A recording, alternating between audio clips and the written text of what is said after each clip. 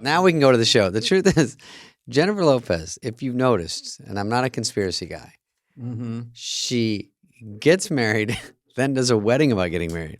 No, she gets married, then does a movie about getting married, then gets married, then does a movie about getting married, then gets divorced, one more movie about getting married. Does that sound like it's possible? I see where you're going with that. There's a lot of machinations.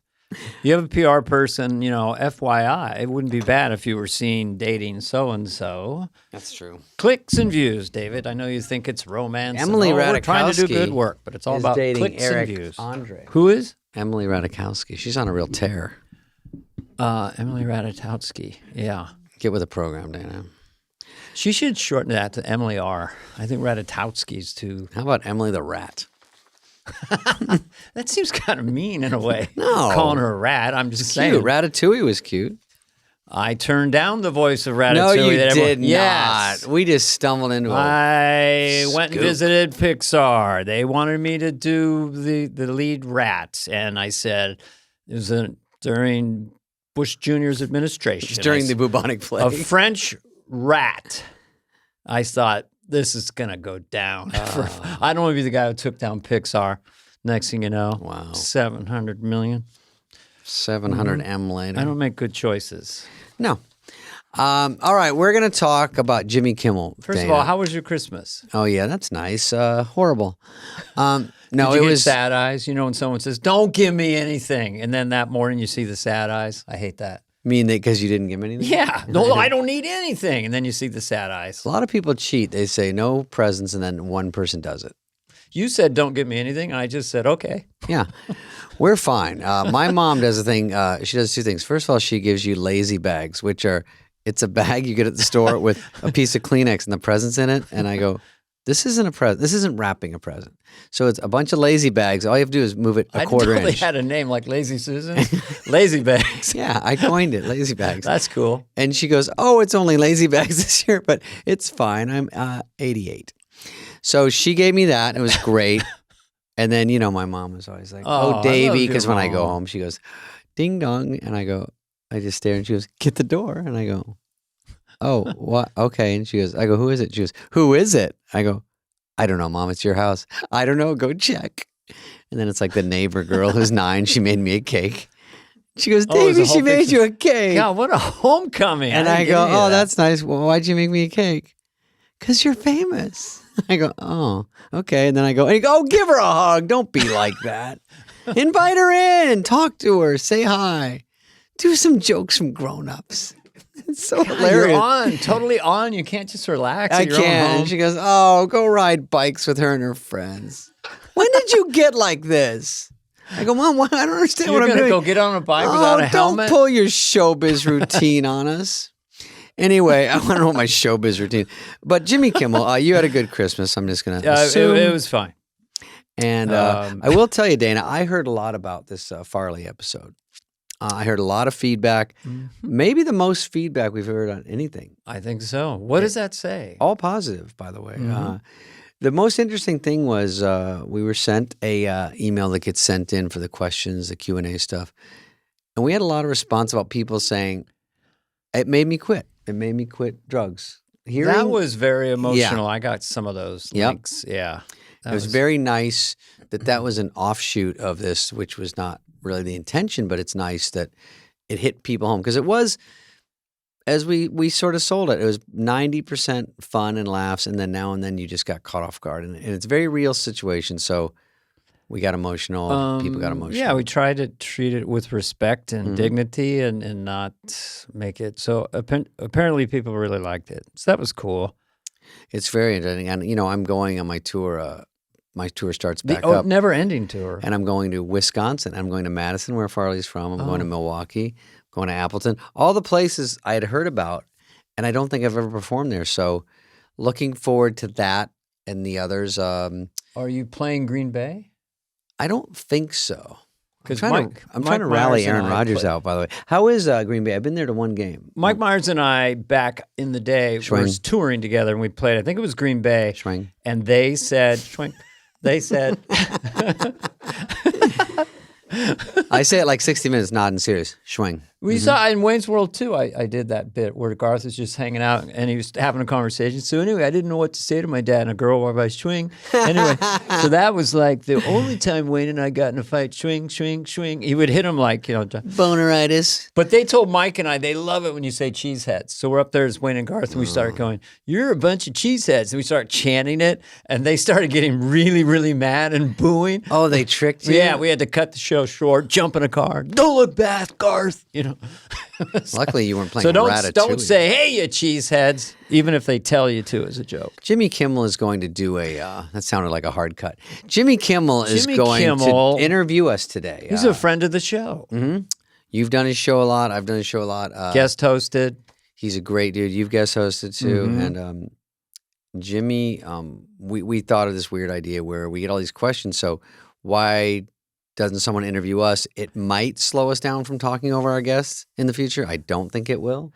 I've practiced, during the holiday break, I practiced talking over. Like my wife would say something, I just jump in. She goes, "What are you doing?" I go, "I'm just practicing talking over." I know. I took a cutoff class on the Learning Annex, and I practiced it at Thanksgiving dinner. I just stop everyone in their tracks and go, "So a story about me." And they go, "Oh." Actually, the truth is I would listen. I go, during the holiday break, you should listen to the podcast. Yeah. Every time I talked, I said out loud, "Shut the fuck up. What are you doing?" If I hear a clip of me on that thing, I'm like, even when they show those little beginnings, like a minute of audio to promote it, I go, well, can I just shut the fuck up? Because the guest goes, "Well, I like pancakes." And then I do 7 minutes on how I like pancakes before they can answer, and then they forget. So anyway, we never said we were good at this. We're going into season 2 with Jimmy Kimmel, but people ask, "Well, how did we get on an SNL? What's our story?" So Jimmy really asks the tough stuff. He digs deep. He mines a lot of gold, some silver and some sand. Up to you to decide. He came at it a little different, right? Because we feel like we've told this story on other podcasts, but he actually really worked hard. He had a stack of notes and asked us a lot of intense questions and asked us a lot about hosts, which was an interesting take. Yeah, it was. At first, I didn't know if he knew he was interviewing us because it was like he was just sitting there, and I go, "Does he think he's like being interviewed?" Yeah, but I was like ready for the hard stuff, and it was really like Prince Harry and Meghan. Here's a tease. He embarrassed me really accidentally because I won't say the name of the host. You'll listen to it on the podcast of a host of SNL. Yes or no? Did they host? And I said no, and they had hosted. Oh, he was doing when that. I was a cast member, but I won't say it, so you have to listen to find out. But that was all due respect to that person who I forgot. It's only I spaced out. Sorry. So listen to it. Here it is. We've talked enough, and here we are talking a little more.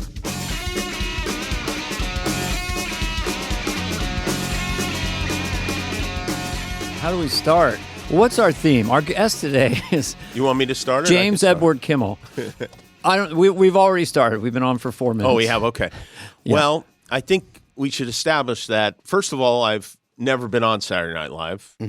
I've only been to see the show in person one time, and that was in May of last year.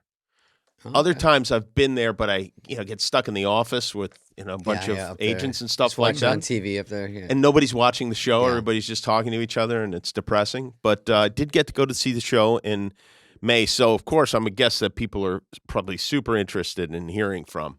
Did you ever harbor desires? To be on Saturday Night Live? Yeah, you could be update guy or whatever. Gosh, I didn't, I never set my sights that high. It never, ever would have occurred to me. Yeah. I was just a morning radio disc jockey hoping to continue being a morning radio disc jockey. And what was your handle? Sorry. I was known as Jimmy. They called me. Jimmy, and did you have an animal as a sidekick, Jimmy and the Bull or Jimmy and the Tomcat here at the... I was on in L.A. I worked in a lot of markets. I started in Vegas when I was in high school. Then I went to Phoenix. I worked at a radio station there, a couple of them. Then I got a job in Seattle, worked at a classic rock station, got fired there, went to a station I went back to live with my parents for a while, then went to a station in Tampa, Florida. I worked in Palm Springs, Tucson, Arizona, finally L.A. at K-Rock with Kevin and Bean. And I was the sports guy there. I was Jimmy the sports guy. Sports guy. It seems like a lot of people in radio get fired. Well, they especially jump me. around, Yeah. Well, what a memory. Maybe the most. Maybe the most. Yeah, I got fired a lot of times. And the worst thing about being fired in radio is you then have to move from the city. You don't just get another job at another radio station. You're pretty much done. Yeah. I got fired a lot too. We'll get into that. You did? Everything failed and everything sucked. But these were probably childhood jobs that you got fired from, Paper right? out? No, this is like television shows and stuff. Oh, yeah. Okay. Mm-hmm. Well, That's I'm hard. not, you know what? I appreciate you guys being interested in me, but I'm here today to interview you guys because you guys interview all these people about Saturday Night Live. And you, as far as I understand, you guys were on Saturday Night Live. Now, I've not done a ton of research, but you were what, the Jesus Woman? Jesus Woman The was Jesus her Woman? original name, yes. Right. And Yes. David, did you know Chris Farley? Like when Jimmy goes, I was at one show last year. You guys weren't on it. I don't get what's going on. What happened? This is a fraud. She said, well, I'm sure that sure is special, was her catchphrase. Yeah, I remember that. Rhythmically, not quite good. But anyway, yes, everyone wants to know, how do we get on the show? How do you get on the show? How do you get on And the how show? do you get on it now? That's what people ask me when they're leaving like a restaurant. Quickly, how do you get on Saturday Night Live? And I go, do you have an hour 10? Because people want those quickly. How do you get into acting? You get those. But too. for 25 years after being off the show, I'd still get, even today, are you still on that Saturday Night Live show? Do you really get that? Well, at least for 10 years after you leave, sure. right? Yeah. Wow. People don't keep track. Yeah, people do. You think the world revolves around you, and yet it. Yeah, and realize. I told my mom, it's pretty obvious that I'm off the show. Good night. Anyway. Come on, guy. We have a crowd. We fucking. You wouldn't think so. A lot of pressure when you've got a crowd. With I know no you- audience, there's no pressure. I know you guys have told these stories before, Sure. but I think it seems right to start with how did you get on the show? Like, we'll start with David. How Pretty did you get on the basic. show? I was born in Michigan. We're gonna go way back. What I was told. Well, that had to happen before I you think got on it the takes show. so many steps to get seen in front of someone like Lorne or his talent people. It was stand up around here at the Improv forever, Arizona first, then stand up around here, and then we got to. I think the big thing was I got on an HBO Young Comedian special, and when you do that, that's something that's national. And then someone in the talent department saw it, and Rob Schneider was on it also. So I was in the vortex of, hey, there's about 10, 20 people we should maybe look at this year. So we were brought out for an audition. Rob and I did it together and did a stand-up comedy club in New York. When you say you did it together, you did individual performances, Yes. or you were working as a team? Yeah, and Rob and I weren't a team, but we the same management, and we were buddies. And we knew Sandler, we knew Judd Apatow, we knew a lot of guys we were doing stand-up with who eventually, like Sandler eventually got on pretty quickly after that. So we went out, auditioned with another comic, and did okay, not great, but they were looking at the writing, and then they hired us as writer-performers. So you submitted a packet of no, sketches? thank God, Lord Jesus. They were looking at the writing as far your as the stand-up, jokes yeah. that you were doing in Yeah. your stand-up. Oh. And Dennis Miller told me, you don't want to kill too hard, Spudley. It's a fucking red flag. Christ sakes, I didn't- yeah, they want to mold you a little bit. You come in at an 11, they kind of back off from that like it's a hot plate. Yeah, he he goes- Boy Scout jamboree, all right? They don't want you to be a polished road hack. I So- love doing Dennis because my IQ goes up and my vocabulary expands. Jeez, fly on the wall, huh? Okay, that's a catchy moniker for something. And Dana- Everyone loves those insects. And no offense, David, but Dana, it seems like it's like your talents. It's very obvious why you got the job. I mean, because David's just a funny guy. backdoored it, yeah. He's not doing characters. Not No, a you're lot right. of- You're right. It wasn't as easy as you would think. Based on my own personality or insecurity. I mean, it's a longer story, but basically the brass tacks was I did a kind of cattle call audition at the Punchline in San Francisco. Al Franken was at that one. And years later, like 8 years later, he said, yeah, I kind of blew it. I should have taken you, But I was just passed over there. Then, I don't know the exact dates, but a few years before I got the show, then there was a giant 25 comic jamboree at the Comedy Store. Cattle call, no MC, 5 minutes. Boom, boy. boom. In that original room, which is like a that death little room. one, yeah. Like just Who six- else was there? Do you remember? 190 Well, degrees. I remember who I followed at midnight. a very young, very energetic man by the name of Sam Kinison. So Sam goes on, I mean, he literally levitates the room. It's shaking. It's just scorched earth. That's Pete Kennison, probably as good as it's ever been. Yeah. And Sam was hoping to get on Saturday Night Live? Maybe. He hosted the first season. But then there's like, and they never got my name right. Now, Dana Falankadaba, So I go up there and I die. I die a death. Well, isn't that special? I'm trying to do characters. Death, no. So that puts me in a depression for 2 months. In those days, you didn't. So you don't get it, even though you were good. You just didn't. I just bombed. I didn't. You couldn't follow Kennison in 5 minutes trying to establish a rapport, and I felt very, very nervous, which isn't a good thing. So then, freakily, in '86, they were casting again because '85 had a rough year, and my management team. Knew Lorne Michaels and so forth and so on. And so it came around to me and I go, okay, I'm not going to do it at the Improv or the Comedy Store. I'm going to do it at Igby's on the West Side. It's gone now, but it was a 100-seat, tight, packed crowd. I'd played there a lot. I kind of had a following. So, okay, Lorne wants to see you. So I called Rosie O'Donnell is headlining that week. I'd never met her. But the owner said, Dana's going to bring Lorne Michaels. Can you fit him in? So I went there. My wife and I are driving there. And I'm as nervous as a human being can be. I didn't have the confidence I got later.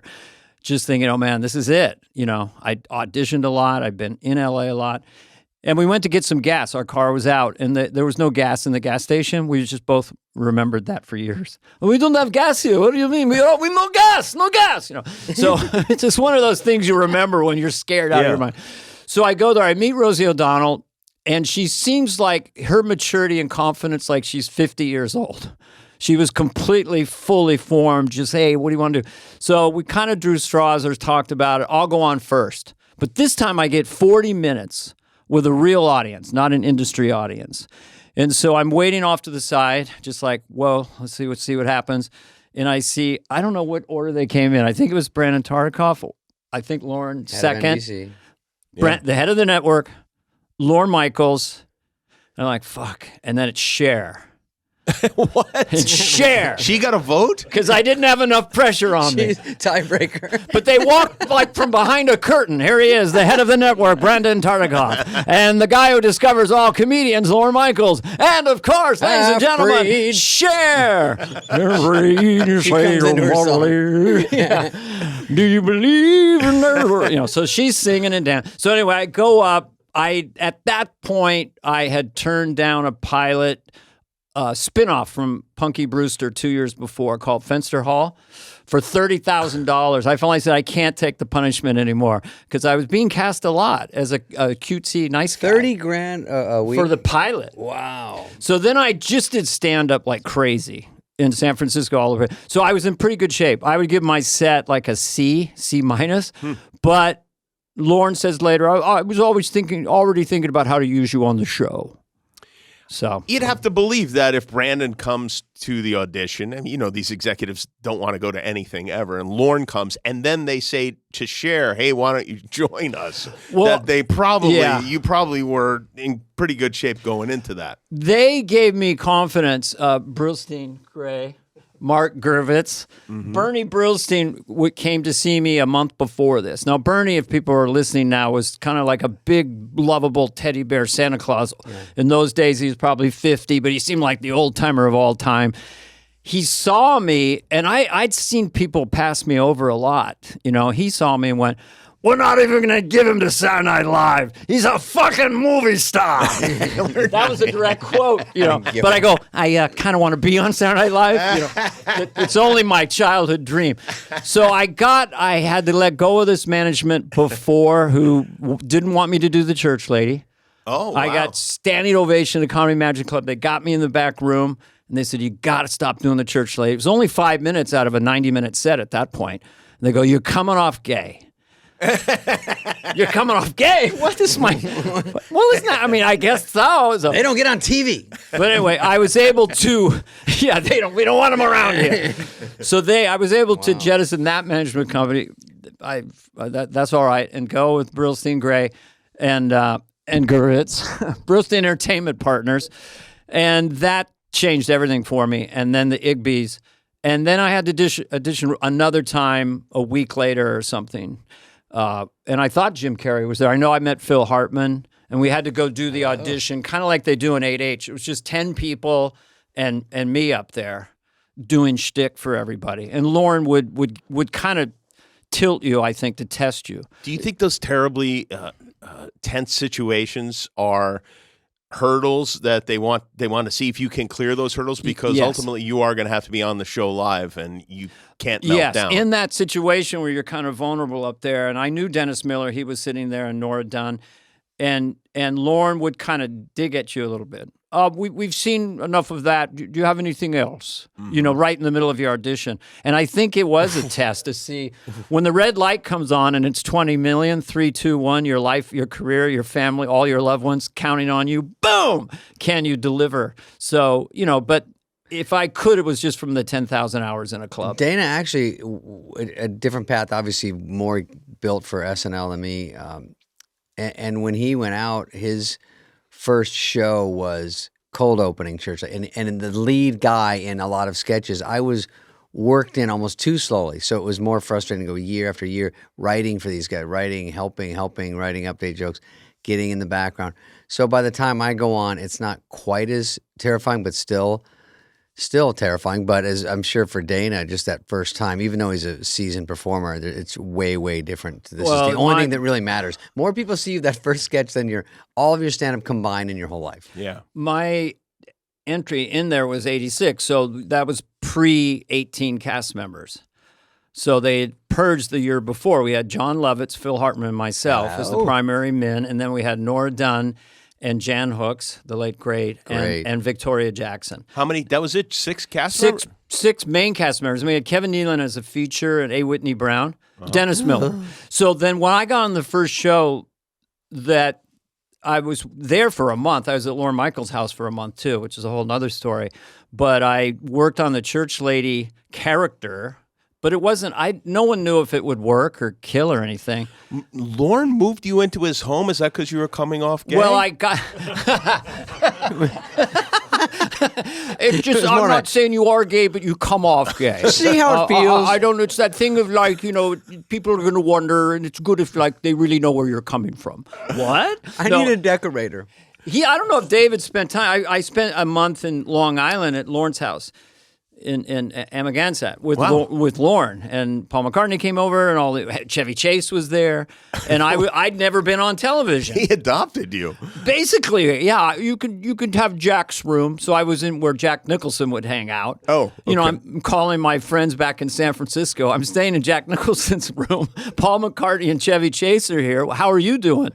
Wow. So just to go back a couple of steps, if I could. Yes. When you guys are, like you're talking about David auditioning with Rob, who's your friend, and you're auditioning with 25 other people who some of whom I assume are your friends. What is it like when you get that job and then those people you auditioned with and came up with don't? It worked a little different for us because I didn't really know anyone who didn't get it. Really? I met everyone you know got hired by Saturday Night Live. That's pretty. People wanted to get to know David. I was new. I was newer in town and just doing the improv, and not in the Comedy Store. Said no to me, so I had the improv, and I didn't know that many people were auditioning or got that call like Rob and I did. But I knew a lot of comedians. But there was one. He mentioned Brandon Tartikoff, who was the most powerful person in town, if you remember back then. Sure. He had Cosby Show. Every big show was on. And they said he saw you do 5 one night at the show. He wants to meet you and maybe give you a development deal or make a show for you. And I was freaking out. I saw Kevin Pollak the day before, and he goes, this will be your biggest break. So they give me sides. I don't know if I told you this, Dan. Sides. They give me sides, which is a little bit of a script. I don't even know what sides are. And so I had to go to a coach and just say, hey, coach me to read this shitty script. It's just like one scene. They just have to see, I'm in the vicinity of knowing what I'm doing, and they're going to give me some money to try to make a show for me. So this motherfucking head of casting was there. So it was every big shot of NBC. I'm waiting, shaking in the in the waiting room of NBC, and we used to call Brandon, call him tartar sauce. So I go, is tartar sauce here? I can't wait all day. So I'm waiting, and then they go, his name was Dennis something. He comes up, and he goes, oh, they're going to see you. It'll just be a second. There's one more person there having a meeting with him. By the way, we're not doing that scene anymore. We're doing this one. And he hands me a script. It could have been in Chinese. I didn't know what the fuck's going on. I go, what do you mean? I read this one? And I didn't have any coaching, so I was so new. I just walked in and read it to them. And then they go, thank you. Report? And that was it. Nothing. I got nothing. No development deal, bad feedback. And I had to go in and do 2 years of classes and Rob was in it with me. And because I go, I don't know enough. And I thought I was Eddie Murphy, just like, oh, I'm just funny. What do you need really to know? And I knew, and I had to do so much just to start getting auditions again. Fucking Dennis. God, it's always motherfucker. There. Yeah, it wasn't Dennis Miller. It was Dennis, head of casting, and I was just. It was like slow motion. Switches the scripts. I look at this one. I probably turned it up to the first. He's like, "No, it's this way." And I'm Isn't it funny looking back now? Now you'd go like, "No, I'm doing the other one." Yeah, that would be the end of it. No, I know this one, but no confidence at all. Just like do what you're told. I should have taken the 2 years of acting lessons. I once read for Paul Newman and Joanne Woodward for shit. Tonto and Son. And they would pair us off. And the gay kid? Yes. Yeah. And I was with this really good actress, and they paired us off. And then Paul Newman was so charming, and she had a little dog, and he had Red Sox on, and I bombed so bad that I ruined it for her. I mean, it was, and then took her down with it. I can't. We walked outside and I go, "That was kind of weird." And she goes, "Yeah, it was kind of fucking weird." And then she got in the elevator. Can I read with someone else? I was so bad I destroyed other careers. Yeah. It was not a good, but I did a lot of shit like that. Who did you leave behind, Dana? Who was your comedy friend? Well, I would say that Kevin Pollak, we did a lot of stand-up together, great impressionist, great actor. Mm-hmm. The planets never lined up for him, but I thought he would be, They did elsewhere, obviously. But he's done great. Yeah, but that would have been a natural fit for Kevin. Did you go, when you guys were in there, were you pushing for your friends? Oh, no. The guy who Not immediately. The guy you wanted them to hire people that you felt you could compete or dominate. You didn't want them to hire anyone that good. You didn't want Jim Carrey in there. Yeah, I don't know. What's the deal with Jim Carrey? Is that true? Or is there some truth to that statement? Well, you have no control over that, first of all. I know that it came down to, I think, for the final spot, Lorne, as I remembered, said, well, maybe somebody tall like Chevy. And I had been living with Kevin Nealon, where I met him before I got on SNL. Somebody tall. That's what I remember. And I go, I know a tall guy. Not even that funny. Just really So Rick tall. Overton was right in the lane. The great Rick Overton was right there. Yeah. So Kevin flies out, and with his style, he was just standing in his height. God, was he tall. Oh, still is. Yeah. He's one of the tallest comedians I've seen. Lawrence, you're hired. He hadn't even started doing his comedy. We want you because you're tall. But anyway, then Kevin nailed it at just standing there. His stand-up is so casual, you didn't even know when he starts or he ends. Yeah. And he killed. And I think Lorne in those days did it a little bit like a sitcom. Like you want these different flavors. Like Phil had his lane, Lovitz had his lane, I did my thing, and then Kevin. Well, Dennis. if you have sketches, you go, okay, who's going to play the dad? You know what I mean? Yeah. That's a legitimate thing you don't sense. think of. Phil. And then you go, Phil's a solid dad every time. Game show host, going to be Phil. Right. If no one else is around. That's he was the glue. I think it was my nickname, doesn't have to be. We called him the glue because he kind of held the show together. He couldn't. I called him the sticky stuff. Common and then, problem. You need some glue on that microphone. Oh, no. No, Jimmy. I've always had mic problems. By the way, when I got there, it was me and Robbie, and then we were suggesting maybe writers, Fred Wolf and some other people, and then Sandler was, I think, our first one we kind of pushed, because Farley and Chris Rock came right after us. So we did 4 shows. I remember Dennis is like tough love dad. He goes, you better get something on or they're going to get rid of one of you dudes. I mean, fucking, you don't bring a guy back, you can't write for shit. I'm like, 4 shows? And I thought, that'll be easy. Meanwhile, you can't even look like you have a decent script at read-through. Everyone's like, it just so stands out as shitty, until you know what's going on. Yeah. And you're competing against all these great writers. So we have 4, then we do the summer. We do come back, but when I walk in, that's Rock and Farley. So now those guys get to be our crew. Sandler gets there maybe 3 months later. So about pushing for Sandler, I would just say, yeah, this guy kills and he does well. I didn't know, I had barely any influence there, but just one more voice saying he's great, and then Sandler sort of parlayed every strong movie has into SNL. So you're saying you made Adam Sandler. You are responsible for his career. Yeah. Yes. Wow, we call him Sandu impressive. or Sandman. That was when it came out.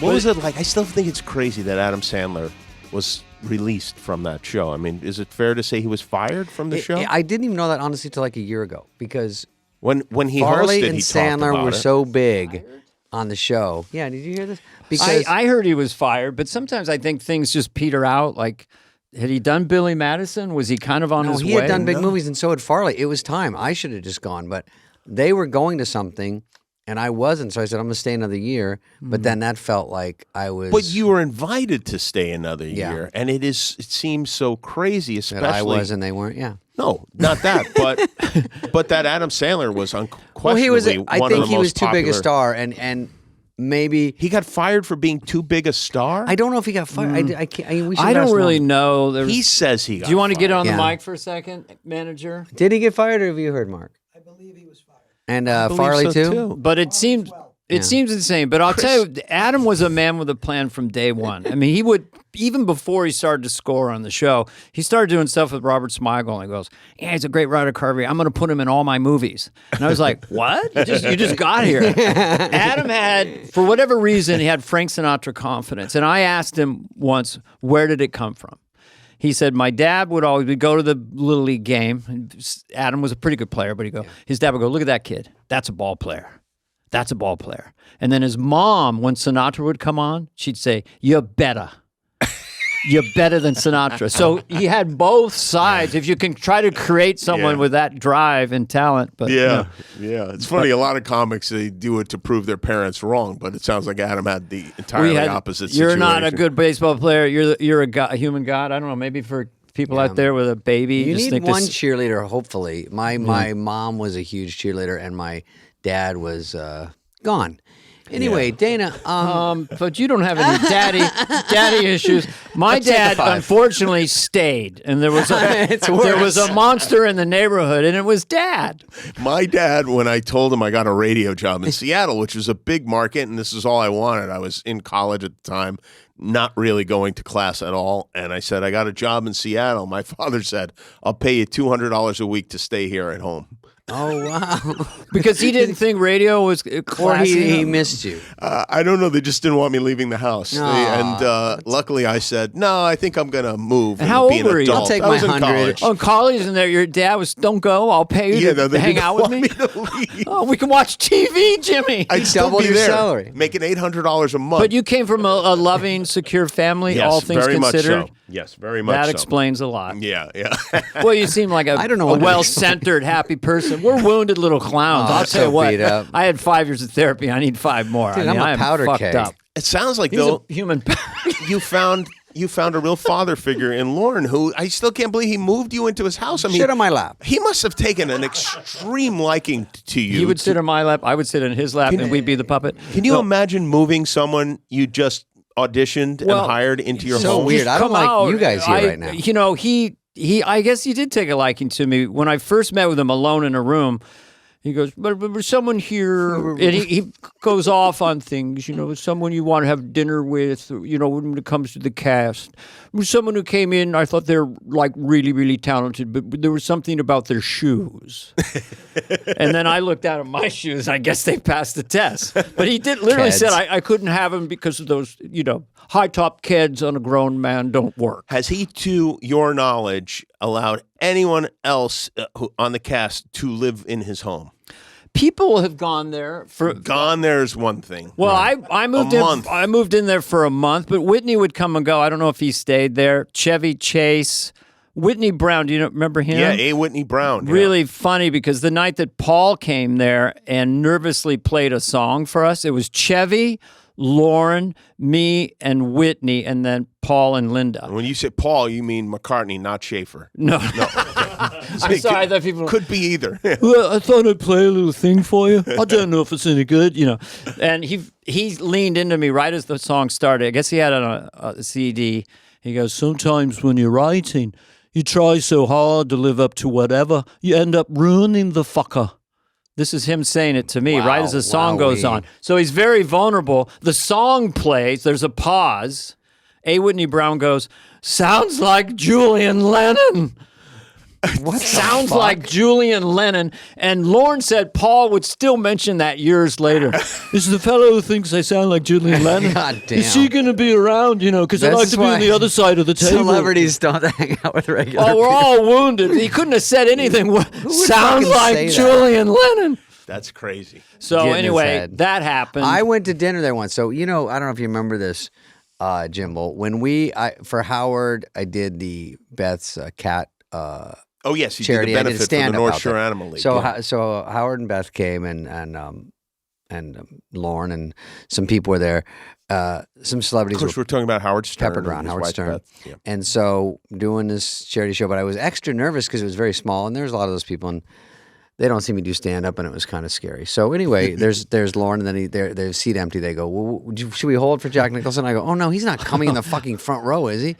So they don't hold. Now my whole set, I'm like, where the fuck is Jack? He's missing my Southwest bit.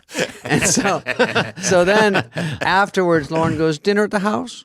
And I was like, oh, the one Dana stays at? Well, I was staying there. So I go, Dana's not there right now, is he? So it was called Dana's room 2 years ago. On. So I go over and we have dinner and then there's an empty seat again and then Jack does come in. Yeah. And sit down. How was it? I missed it. Yes, it was 2 hours ago. Yeah. Past the meatballs. So he ate and it was very fun. So that was my big Lorne house, but it was a timer on it. But he didn't invite you to stay for 29 more days. Tired? Just that night. I have bunk beds. Dana, does he keep the room as you left it, like my mother has at my? It's very nice. Lorne keeps Dana's It's like room. 2 single beds, and one morning I came in and he was making the bed. I want the pillow to sit right. Dana's soccer trophy. I go, Lord, you don't have to do this, or I feel like I'm your dad. You're only 10 years older than me. Well, it can happen in different countries, third world. There can be a 10-year-old father. Did you? Who was better at pitching sketches to Lorne? Out of us? Yeah. I don't remember really. You didn't really pitch sketches. Well, we pitch them in the meeting. You know, we have all the other writers. So you're really Lorne is there or no? Lorne is there. Okay. It's Monday evening. Yeah. Everyone's packed in his little office, and there's usually a nervous host sitting in a chair. So it's Lorne and the host facing this way. Lorne behind his desk, host in a big chair. Everyone is sitting on the floor, chairs, couches, standing, jammed, boiling hot. And then Lorne just like has a, certs or a Twizzler, and he goes, David, anything for Tom Hanks? And then he just goes through, and then you go, oh, and you have a little legal pad, and you go, I was thinking maybe you play Sully, but you're just at a. Do you work harder on the Tom Hanks pitches than on, let's say, Kyle MacLachlan? Well, I always do fake pitches because if you pitch it in the room and then the bubble's been burst, you want to save it for read-through. It's all strategy. So it'd be like, I'm going to be a dancing popsicle with John Lovitz and we sing a song. And that's just a fake pitch. And then people laugh. And then you go, that's the fake one. But then sometimes the host comes around to your room later and goes, Are you the one working on the dancing popsicle bit? And you go, no. And they're like, I love that. And you're like, that was a fucking fake And then you idea. go, Michael Jordan, relax. Yeah. You're not going to play. Were you guys both there when Michael Jordan hosted the show? Oh, yeah. Was he in that Monday meeting? Yeah. I think he had to be. Was there, did the whole run of the whole thing. Was there, were there any buffer people who were like, oh, no, yeah, Michael's not going to do that. Michael will do that. Or was it just really Michael? Remember. Are the buffer people allowed in those meetings? Because we deal with buffer people a lot. Sure. Really? And the buffer people often demand do a disservice to the people who need to get the laughs on the show. Like where they never hear the actual idea. Yeah, they never hear. It's They're turned like, down no, before it gets to them. He can't do that because he was divorced in 1975. And you're like, this doesn't really have anything to do with that. I think he would think it's funny. Let him decide. Well, the really fascinating thing for me that week with Michael Jordan was that, it's a fish out of water, the greatest player ever, but he's got a lot of sketches. Mm-hmm. And we're about to go out in the live show in a sketch, and he's got some heavy dialogue, and you're behind the slats, the band's playing, the audience is there. And I could tell, he had the script in his hand for last-minute jamming, and I could tell he kind of had cotton mouth. It was a little tense. I said, Michael, just go out there and read it right off the cue card. Christopher Walken does it. Don't even worry about that. And it kind of trying to calm Michael Jordan down about anything was a unique situation. Sting, too. Sting would be like, how's my hair? We're going into an elevator sketch. How's it now? I like Sting in the elevator. It looks good. Well, how about now? It looked better before. Fuck! No. But who is the most nervous of the hosts? Rosanna Arquette. Rosanna Arquette was most nervous. I don't know. She was a little emotional. Answer. She was great, but I remember you'd hear that someone was sobbing somewhere. Yeah. And whatever host was full nervous breakdown was broken down. With Steven Seagal, you would just go by his office and you just hear all you'd hear is and some woman having an orgasm. Right? No, that's all you'd hear. You'd go by and they'd come out and fluff up. I hope there was a woman in there. I think sometimes Friday night is the night to collapse. If you were even on the show, even when I went back to host, Friday night is the night when the hosts go, you're joking. The sets aren't even all built yet. And all the lines are different from read through. We haven't even rehearsed all of them once. The show is tomorrow, and that's if they cry or have a breakdown because they go, we can't do this. And everyone's it like... It happens so rarely. It seems like it should happen more. Oh, almost every Saturday night, especially the dress shows would go longer and longer, where you're still doing the practice show and it's like 10:45 and the real show goes on at 45 minutes. I go, they're going to put up an old movie tonight. We're never going to make it. This is the worst when thing you ever. Start hoping for an earthquake or something. Anything. Preemption of some kind. Jim Downey, who had such ADD, he would write really, really well, like at 11. Like right outside the office. He needed to get right down to it. He needed to be, no, you cannot procrastinate for one more second. You give you 5 gems at like, or they'd say it's in the cards. When you're going on to a set, it'll be in the cards. So you're going to live read. That's how I order dinner. I look at the menu and everybody orders. They come to me last. I'm like, oh, okay, I'll have the Branzino. I have to order now. Yeah, time's up. Yeah, that's how it is. Some of these people, though, I'm looking through a list of some of the people who hosted the shows when you were both on, and some of these people like have no business hosting a show like this. I mean. Really, I think this might have been right before you were on, David, but George Steinbrenner hosted the show with Morris Day and the Time. I love Morris Day and the Time. They do funny combos like that. Steinbrenner is a New York institution, and that's what Lorne, if you're New York-centric, someone from a play can get it. He loves New York, and his friends are from New York, so he likes to go, we got, the lead from... But there was a run there where we had... the second or third lead from some shows instead of the first. That here's the secret of the show, in my opinion. I figured it out yesterday. When it's good, it's good. When it's bad, it's good. So you're watching this billionaire owner of a baseball team try to do sketch comedy, and he sucks. Not his fault.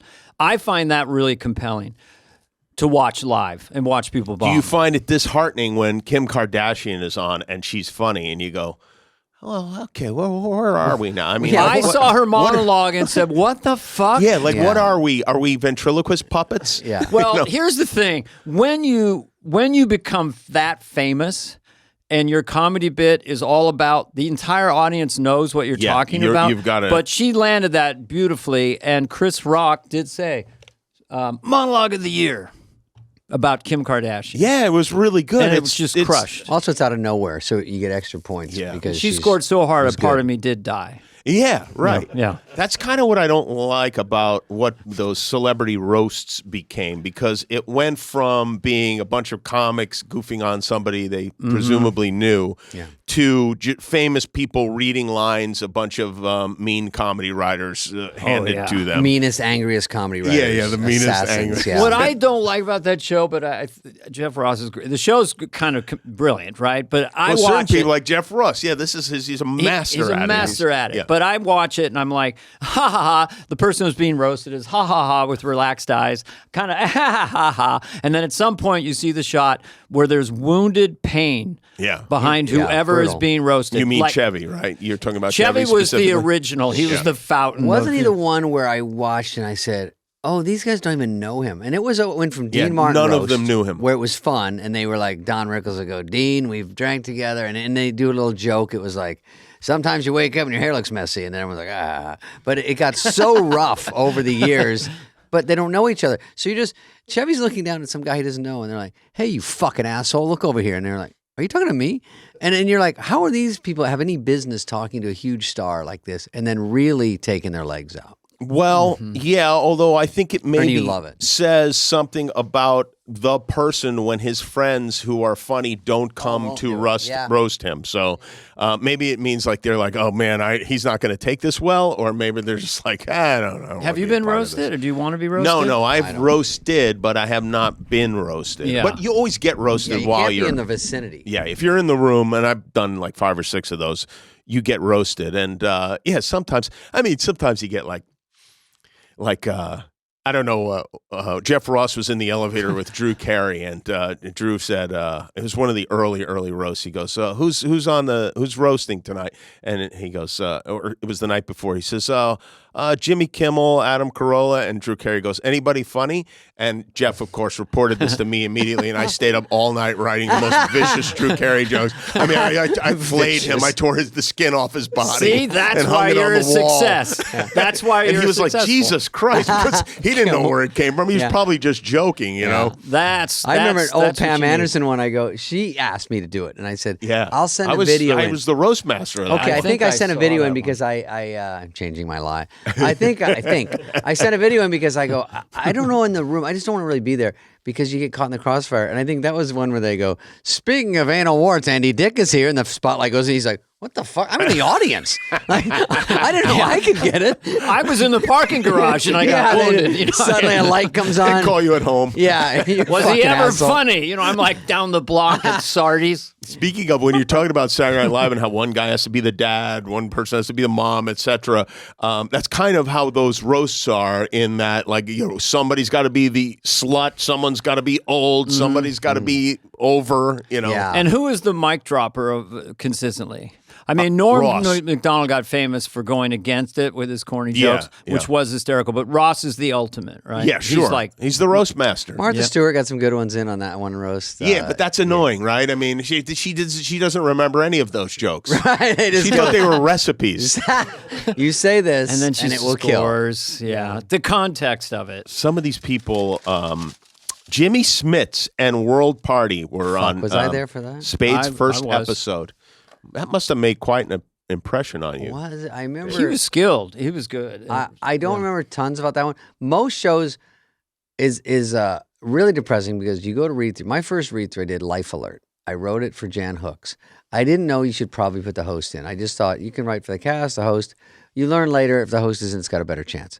So, because the host is partially picking. So I write it for Jan Hooks, who is like a host because she's so great. And it was like an old lady that was sad because Life Alert, she was lonely, so she keep calling Life Alert. I've fallen, I can't get up. Then they come over, and then she goes, I put my hand in the toaster, and it's on dark. Hurry. And so they, anyway, then she just wanted to hang out with them. So it was fourth in read-through, which is another thing. Early in read-through out of 44 sketches is good. You have attention for about 10. Yeah. And then people doze off until like the last one they wake up. So fourth is good. It gets a lot. I'm a new writer. It doesn't get on. It gets close. And then after that, I kind of really whiffed. I had to have Conan, Odekirk, Smile. I keep asking him, how do I write this? How many are too many sets to write? The script is 48 pages long. They're like, no. It's got to be tighter. So I'm just freeballing it. I don't know one thing. Who helped you the most with editing those scripts? Those guys, Rob and I would sometimes write together. And then we were both, don't know shit. So we're freshmen. And then I would say Downey, you wanted his attention the most. Smigel, Odenkirk, and Jack Handy wrote so brilliantly, but it was so different out of my vortex. He'd take a bath on Sunday and be all done. And and I can't go to he would. These are the Turners are there who are great. Everywhere you turn is a great writer / competition because X amount of sketches get on. I can't be. If I get one in, it's a fucking miracle. And then you got Mike Myers writing, and Dana, Kevin Neal, and Dennis, everyone around you, Sandler, Farley. So, Rock, how can you be as good or better? And that took a long, long time. So I didn't. Some of those early shows, the point was, long story longer. If I wasn't in after read through, you're sort of done. I'm a writer mostly, so I'm just walking the halls while people are very busy around me, and that's crushing. I love the athletes and the old movie stars the most. Really? Robert Mitchum and I were in a Jack Handey sketch. It was right before the show ends, and neither of us had any idea what the sketch was about. We were beekeepers in Indonesia or something. That was really cool. With Wayne Gretzky. That's a very different to say. I could see totally you loving the old movie stars, but then it's weird that you loved also the guys who were real amateurs. Well, Gretzky was so charming, so Canadian charm. And so we're sitting in a sketch where we're playing movie stars. We're rehearsing, and we're Hollywood people advising Gretzky how to play hockey better. And I was Travolta. You ever think like everybody, the whole team just runs at the net. Just everybody goes right at the net. You know, you were Barbarino, is what you were. That was my substitute. Yeah, and I did it once on stage in Denver. I'm going, going like that, and then he was there and came and tapped me on the shoulder. I call it an impression tap. Was he wearing the pilot outfit? Yeah, he had the whole look on. It's his hub. But Gretzky and I had a sketch that we were going to be water skiing with our shirts off at the end. And so I was just teasing. He's a great athlete. I just go, well, because I was training at that point for a movie called Opportunity Knocks, because I had to have my shirt off. So I was pretty fit, but I was just kidding him like, well, our shirt's going to come off. We'll see what you got, kind of thing. Right. So then I thought he'd be just built as a professional athlete. So he'd take his shirt off, and he's just emaciated on top. I look like Schwarzenegger compared to him. He's just all legs as the greatest hockey player. There's nothing on top. So that was a little thing that happened. Yes, athletes' bodies have changed. So never taunt an athlete to take their shirt off because you might be more fit than them. Yeah, I know. Wouldn't that be the worst? I don't see that happening to me. Being more fit than an athlete, or even Robert Mitchum, for that matter. How would you handle watching yourselves on the show? Did you watch yourselves on the show? And if so, when did you do it? Did you set the VCR on Saturday night and then go home and watch it on Sunday? Couldn't watch it. Never wanted to watch it. David? I'd watch Dana. No, but Dana, you could learn from these guys for sure. I sort of had to figure out my own lane of what I did. And I would watch. You would watch yourself and you would watch yourself. Watching myself was tough because you could terrible. You could get a VCR. I still can't even listen to my own stand-up. I can't watch the specials. You just do it and you walk away and you say, I'll just go by feedback. If people like it, it works or didn't. I feel this one worked. I feel this one was soft. And then you'll just go from there and try to get better. But with I don't even know what I'm saying. Well, if you needed to watch your blocking, or you had something you're curious about, but I just wanted to feel good out there, and I didn't want to go, I thought it was better than that. But our friend John Lovitz, I guess he wouldn't mind saying that he did enjoy on Monday. He'd get a VHS tape. He's on the 17th floor down the hall, and he would watch all of his sketches and just laugh so loud. You'd hear John down there. That's acting. That's great. I want to see it again. And he had an assistant rewind it more. I want to see my entrance. John will hear this. Hi, John. Get to know me. But you could say that was good homework for John. I mean, he was obviously one of our all-time greats. Great, yeah. So he loved to watch himself. The best thing is when you get Farley comes off stage and you go, fuck that crowd. And he goes, what the fuck, dude? I killed. I go, that's not your fault. And he goes, well, what are you talking about? My most humiliating one, which I never watched, was me and Matthew Broderick, we were all in diapers. Like we were like babies with bonnets. This is on the show? On the show. A sketch with big diapers, bare-chested with bonnets and suckers. And I don't even remember what the sketch was. I like it But already. we just ate it. I mean, dead silence. And then the commercial break, we're still in the diapers. And the thing, we have to walk through the crowd. And I kind of waved at the crowd. And they looked away. They looked down. That stinker. They want to be waving me. Yeah, hey, what's up? I'm in the diaper and the bonnet. There are certain things in comedy bits that it's funny because they're based on other comedy bits, and I think the bonnet is one of them. It's based on like cartoons from like the 40s or something. I've never seen an actual baby in a bonnet. No. But we think, okay, yeah, you're a baby, you're going to be in a bonnet. And yeah. It doesn't protect you from the sun. It doesn't do anything. No. It's like a hairband. I don't know. But we were in bonnets and diapers.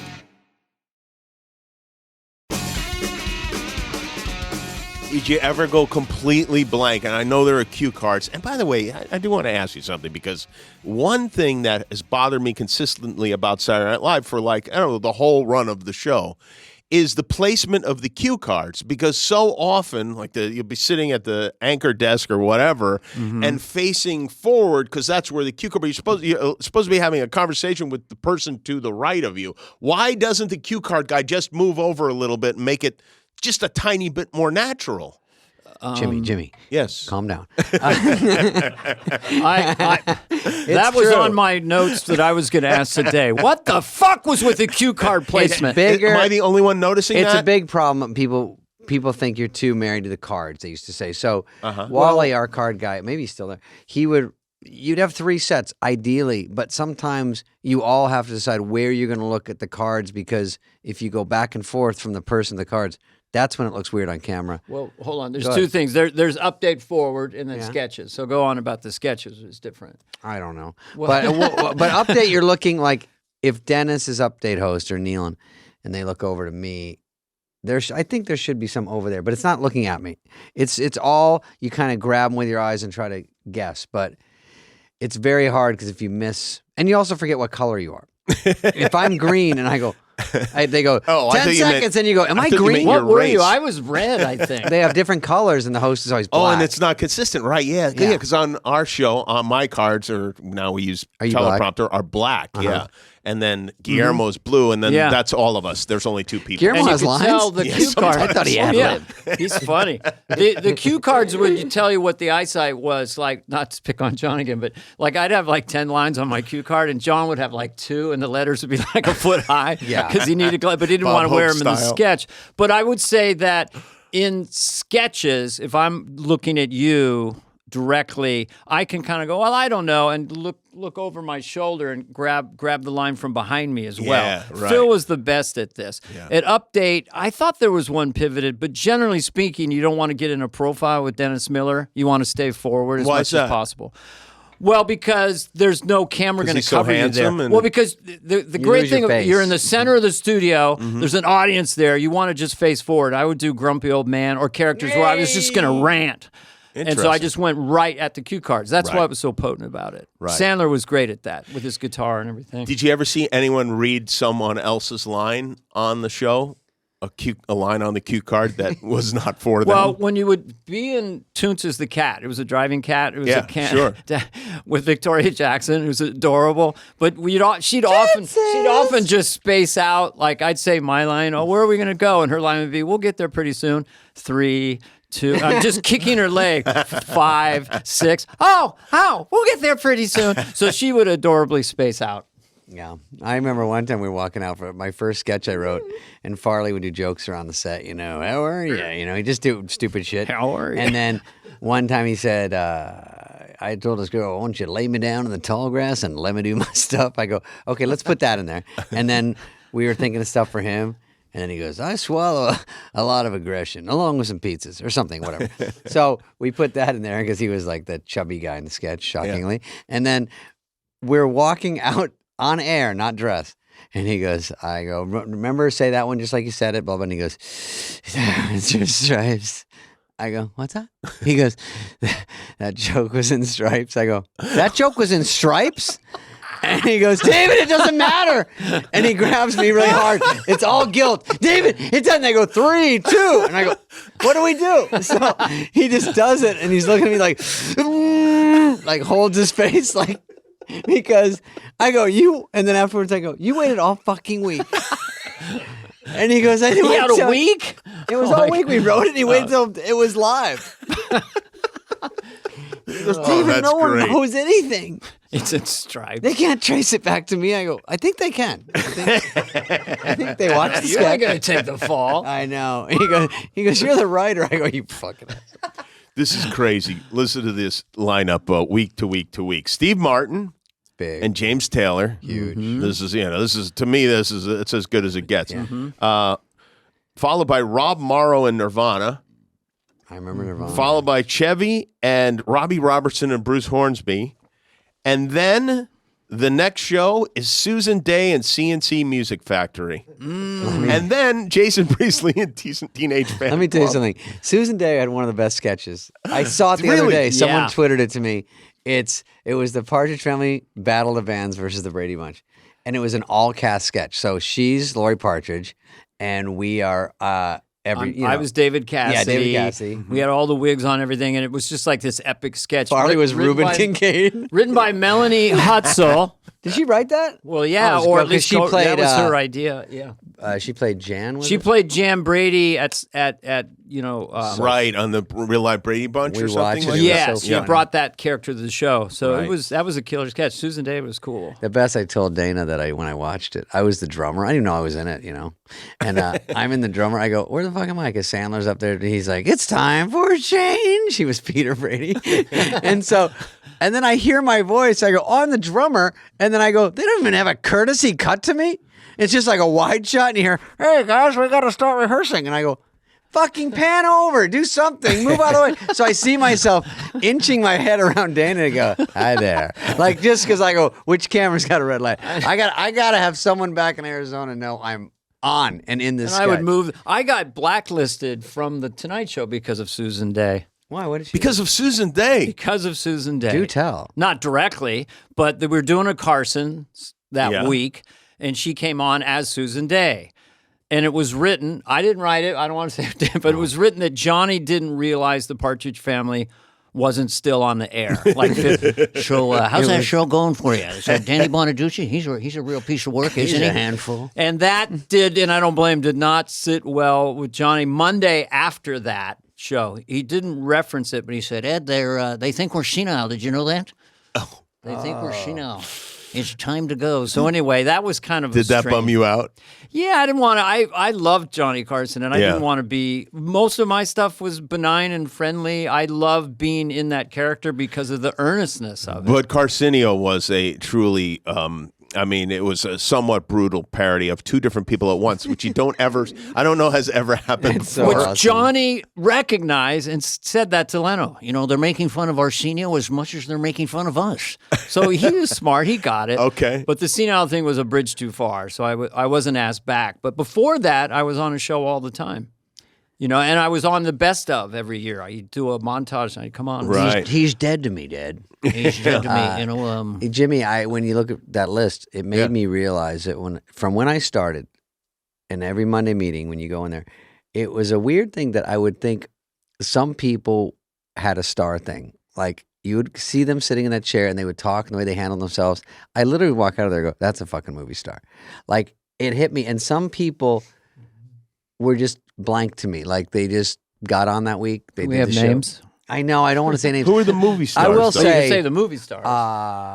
Like a Sharon Stone is easy. Sharon Stone. That's easy. She comes in dressed up, gorgeous, sits there, knows how to handle herself. There's my second show or third show was Alec Baldwin's first. Black turtleneck. I just watched Hunt for Red October, where he's a star.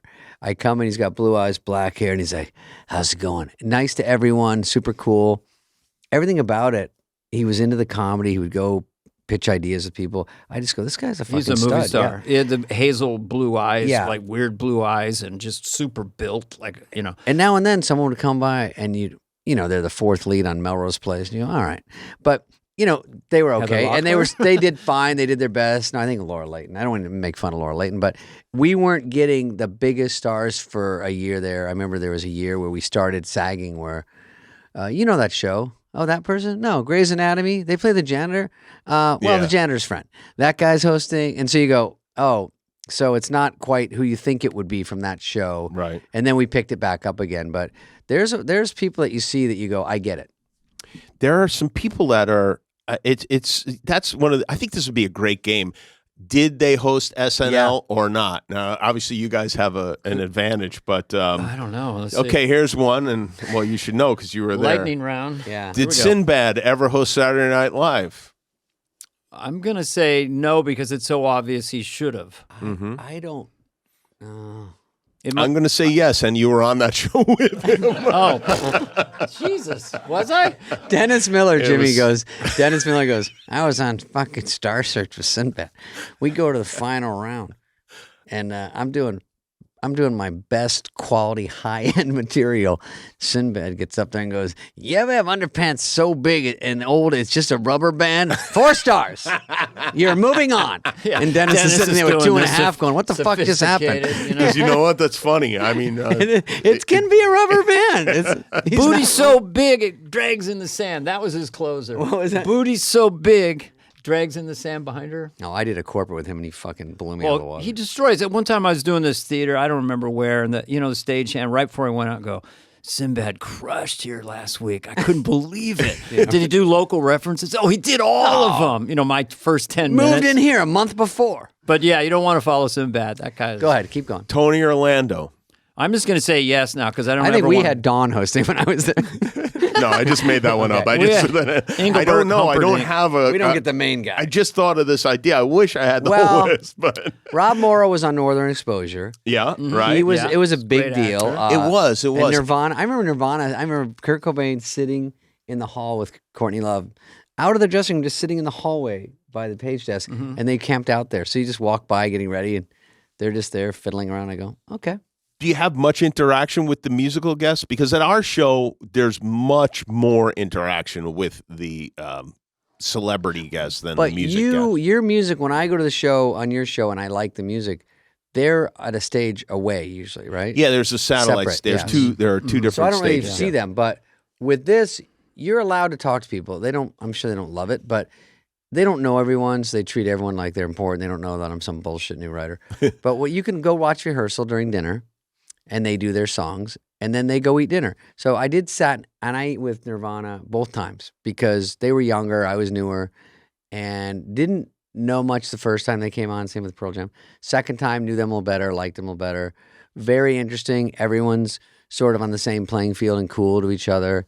So we had a great time. Now, one time, I think Cranberries were there. This is stupid, but Marcy Klein was there. And they didn't, sometimes they don't do their hit song, and you get frustrated. Oh, yeah, right, yes. And so there's a deal with the record company. I don't know. It's above my pay grade. So I just stand there watching them, and I'm like, fuck, they're not doing Linger. And I go, all right. So I watch, and then the Marcy goes, do Linger. But they were recording it.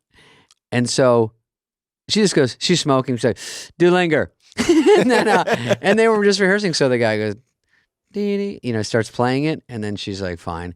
The singer, she's Irish. Yeah, but her Irish, passed away, I didn't know it, but it came through because she was kind of walking through it.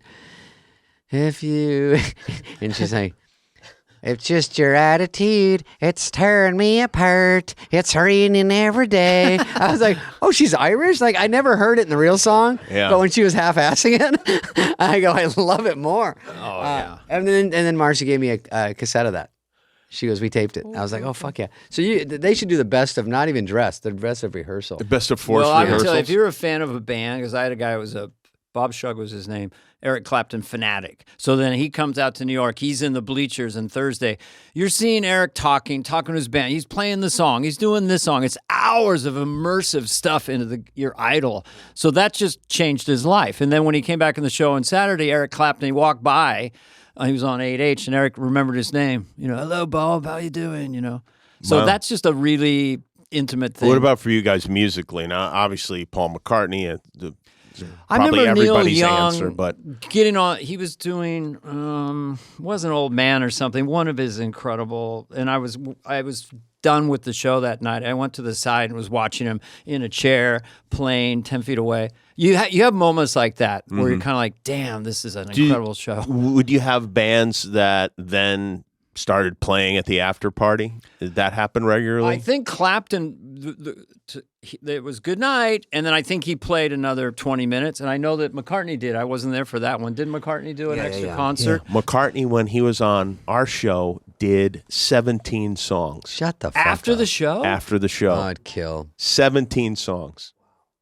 And the next night, Justin Timberlake was on the show, and he was not feeling well, and he comes to me and he goes, and we were like, you got to do, we closed down the Boulevard. We're like, you got to do at least 5 shows. There's a lot of people, songs. You get a lot of people out there. Oof. And he's like, he goes, how many did McCartney do last night? I said 17. He's like, fuck.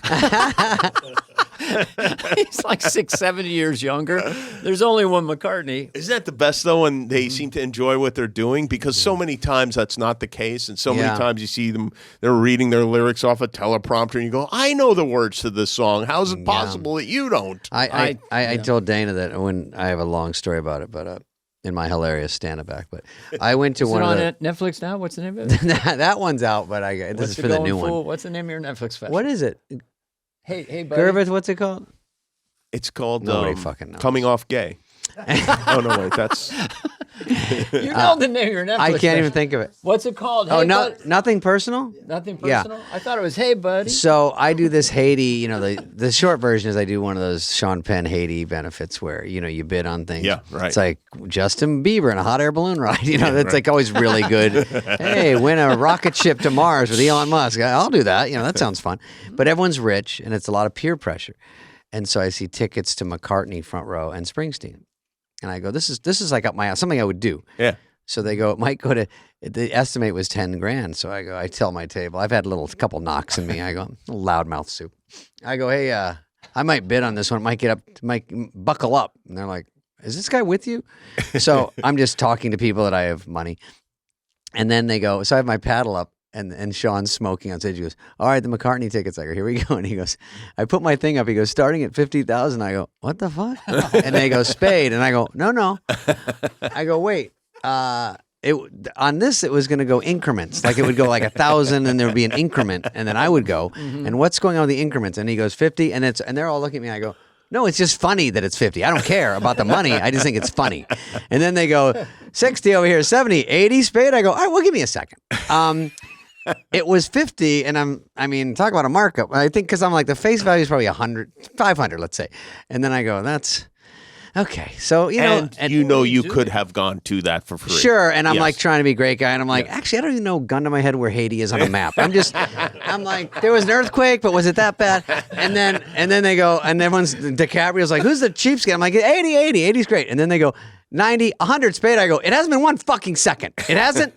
It's a pinball. Are you raising your paddle? Yeah, I'm like this. Well, he keeps asking me because I'm spending. But your paddle's up like that? No, it's down. Now I'm stepping on it. Down? Yeah. Probably the only person whose name he knows in this auction, so you're really at a disadvantage. I see Charlize glaring. I go, I'm getting it. It's 100. It's 0 to me. 100 is literally 0. So then he goes, the biggest fucking scam in the business is I go, I'm at 100, and then they go 125, and I go to my table. Nobody fucking move. This is going to go away in a second. Someone's going to bid. I'm off the hook. And then he goes, Spade. I go, no. I'm the 100 guy. I won.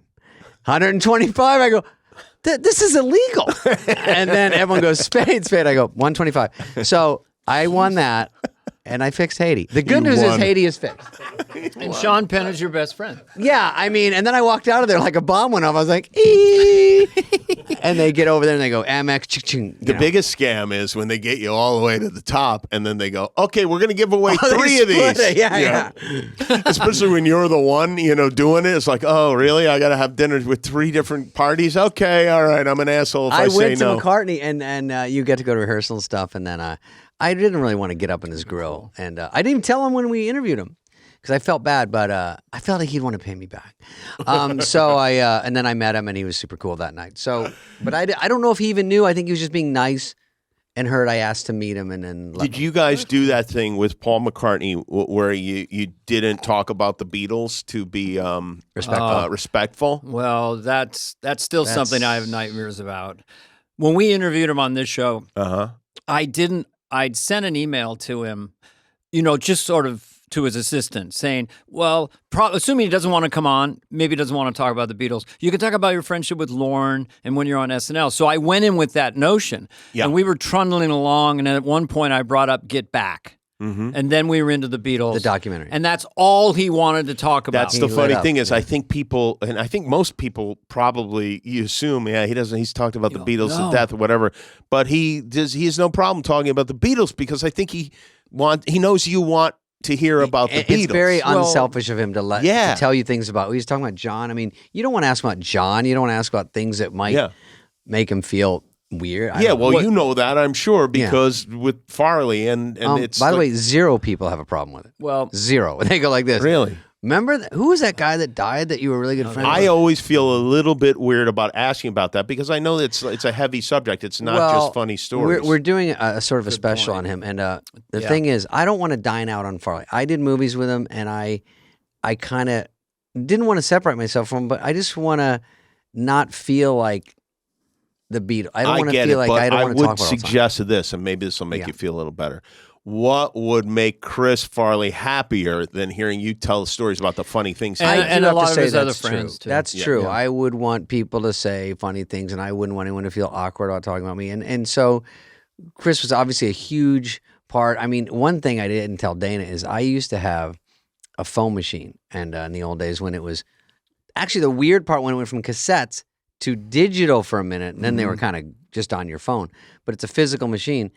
And so I realized once everyone's leaving such funny messages that I kept them, and I go, I just will have this for life. Maybe it'll be an album, maybe something one day, but it's Farley. And these guys, when you have a phone machine, they just do, it's like a show.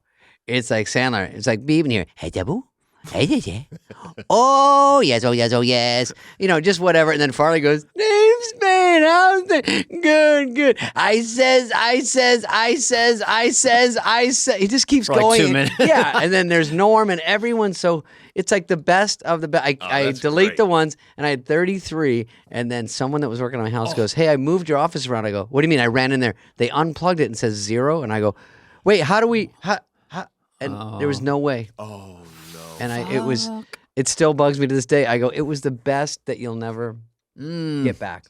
But I think the reason Paul doesn't mind talking about it is because the Beatles songs is like a wave that was cresting, and I think they're even bigger in the last 10 years than they were 30 years ago. Yeah, for sure. Because it was too much incredible music, 200 masterpieces. And then it was just sort of Paul doing his stuff, and they kind of got lost. They were always huge, but now I feel like it's this 10.0. Oh, yeah. And then he decided at one point to do the songs that were traditionally considered Lennon songs. He opened up with Day in the Life. He's doing Strawberry Fields. So he's at peace with it. But I didn't know that, but we did get into about 30 minutes of the Beatles, which was great. David, you told me a long time ago, you're on the show, that celebrities would get upset with you, and I think everybody knows the stories about Eddie Murphy or whatever, but I never heard that. About jokes that you would make during Weekend Update. Mm-hmm. Hollywood Minute. Yeah, I'm sorry, Hollywood Minute. Did you have any, besides that Eddie Murphy, did you have any uncomfortable run-ins, meetings? Did you start to it was getting not to be go places? Problem with publicists and people, and then like anyone, talk shows, you do jokes about people, and you sort of forget them that day. But you run into someone, and then you get a weird vibe, and you go, oh, wait. And you have to rack your brain and go, oh, boy. So the only one I remember sort of more vividly was Cameron Crowe at the show. And I'm over by the 8H desk, and then and he goes, hey, David, Cameron Crowe. And, it was back with Fast Times. He did Fast Times, Ridgemont High or whatever.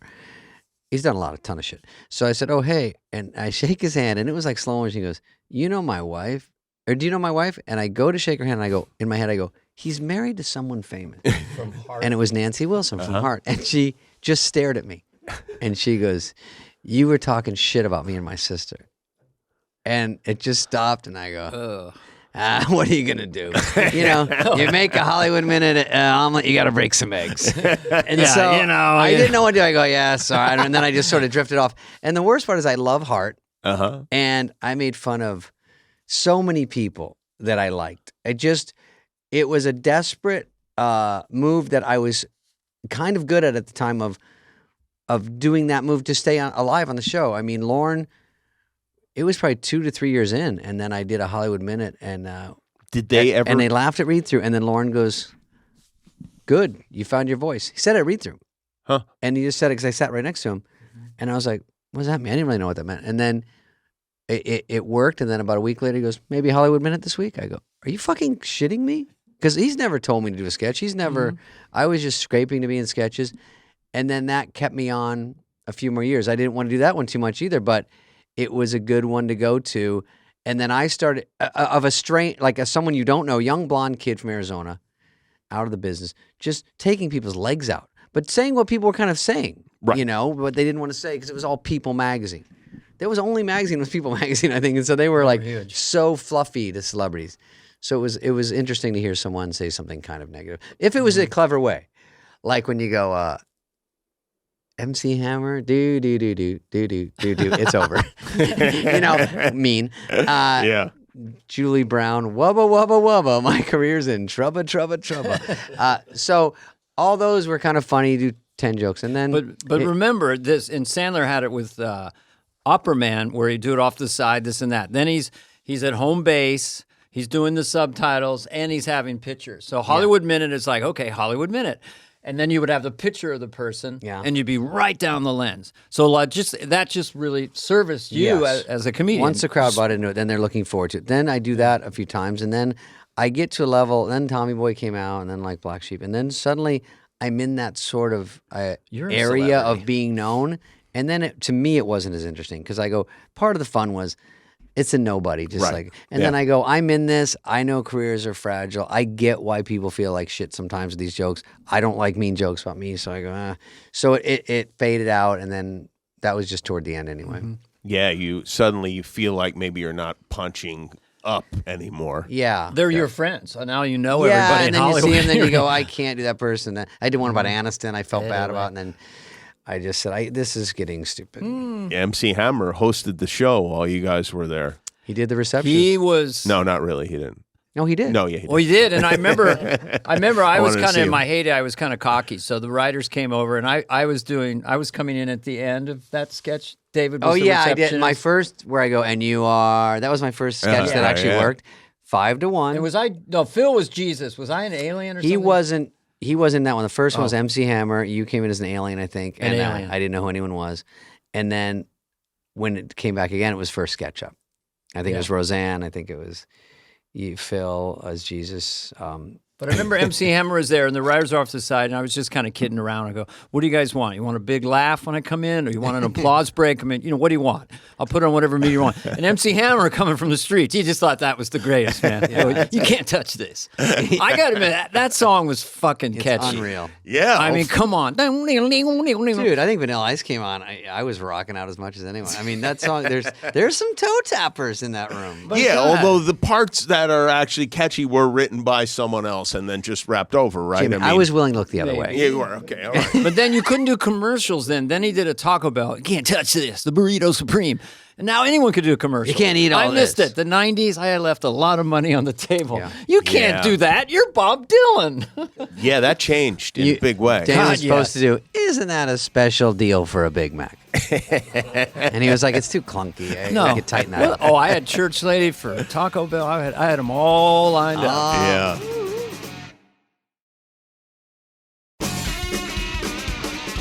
I did a Super Bowl commercial when I was way earlier than I should have on SNL because I had no money, and they offered me a Diet Pepsi commercial. And then Gervitz goes, all right, it's all set. We just got to run it by Lauren. I go, why? Well, we just contract thing. I go, no. Well, it shouldn't be a problem. And then he goes, he killed it. I go, he killed my Super Bowl commercial? It was after John and I did ours? It must have been. Yeah. Did you mention that? Mark, what are you doing? We're going to talk to Mark after this, but can I tell a Super Bowl commercial in 10 yeah. seconds? So John and I we did one, it really crushed, so we're doing the second one. And it's a series of 2-second shots. We're filming in New Orleans, we're everywhere, and it's a quick thing for American Express, and our catchphrase was, yes, that. So we're in a stadium in Miami, and we got to wear Hawaiian shirts for a 2-second shot in the stands. So I go in, there's 300 Hawaiian shirts. To pick from. So I pick one and come out with a Hawaiian shirt, and I'm sitting there, and John goes, I'll go get my Hawaiian shirt. He goes in there. He's in there for a half hour. He comes out, goes over to me and goes, can I wear your shirt? I swear to God. I go, John, there's 300 shirts. Can I wear your shirt? You got the best one. You got the best shirt. Of course, I wouldn't take it off. No, of course I was not. the best one. Then that's how I teased John. Of course I got the best one. I know I got it. We both know I got it. I can imagine that you were super bummed about not being able to do that commercial. Yeah. I think it was $250,000, and I was making about $1,500 a week on the show. Is that right? You're making $1,500 a week? I made. I was wondering about that. Do you ever get paid a lot to be on Saturday Night Live? I started at $4,500 and maybe left at $12,500. I was $900 because I was just a writer, and so $900 a week to write, and then I got a $1,500 bump if I was on, I think. And so, but I was fine with that. So did that, and then it got up to, then like the second year was like 3,500 a show, and then the next year 45. So it never got like astronomical. Yeah, well, I mean, it sounds, obviously it's not a lot money for show business, But when you're dreaming of riches and you're living in New York, it's pretty. And LA, yeah, there's nothing like it. One thing I'd like to just insert at this point is that for people to understand that David Spade and Rob Schneider were in the ether of stand-ups, and Dennis and I both knew them and thought they were kind of the best guys out there. I mean, I did a lot of stand-up with Rob Schneider, and I met David before and would see him at the Improv. So some people go, how did you know David Spade? Why are you doing this podcast? I go, I've known him since he was 20. And he was another one to whisper to Lauren, like, in the talent department, like, he's good. Like, do you remember when you met? Yeah. Well, I was living with Kevin Nealon and Bob Duback in a house. Did you ever live with anyone who isn't famous? They weren't famous then, man. But my wife and I, to save money to buy a house, she was writing speeches and was working for an assemblyman out in the valley. And the rent was $300. We had a hot plate and we lived above the garage. And the dryer had no heat on it, but they just roll it for like all day long. It would roll to dry. It was just a roller. Yeah. So it had this little carport, and Nealon was across the way. And then I got on, pulled him in. But I met David there at that house, just hanging out. Because I was a stand-up, met Nealon and loved his stand-up. Loved Dana, of course. He's the best. Dennis Kevin, Miller. Right? Yeah. And then Dana wasn't at the club as much as Kevin was kind of grinding away, but Dana was sort of someone I didn't get to see a lot, but I just thought was great. And then Kevin goes, hey, I got SNL. Do you want to rent my room? I'm going to be gone. I said, yeah, he heard me saying I needed a place. He goes, well, I'm going to rent my room out. So we made this deal, and when he came home, he was very nice. He stayed on the couch. He let me keep the room. He didn't take his room back. But fucking Dana Carvey lives above the garage in my own house. So I'm like, holy shit, I get to see him. Duback's a comedian. There's a writer living there. And then, and Kevin. So when they'd come back, I would get to hear stories, not even thinking that would be somewhere I would end up. I was just like shitting that these two famous guys that I think are greater are somewhere where I get to talk to them. And so that was, I go back to Arizona and be like, I feel like I remember I saw Judd Nelson at a keg party when I was visiting LA, and I felt like I was in show business because you're in the vicinity. So you ran into someone where someone that's been in a movie was, I'm getting warmer. And that's how you think. And so I go, oh, I'm fucking talking to Dana and Kevin, and I'm at the Improv. So I'm getting at least closer to what I hopefully will do. Yeah, Dennis Miller I knew from the clubs, and then he got on SNL. And then we played the Comedy Magic Club, and we're driving back, and then he tells me about the pressure of SNL. Christ's sakes, Carvey, it'll eat you up, tear you apart, man.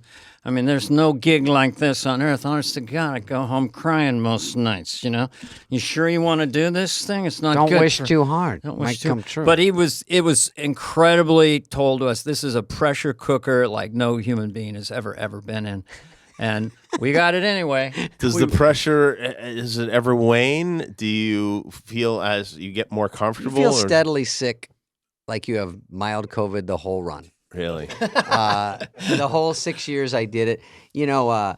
Dennis, we'd walk in the room. He's in the writer's room. He did update, but he didn't really want to be in sketches and shit. So he would just sit there, and we'd walk in, and we're the new guys, so he'd haze us. Uh-huh.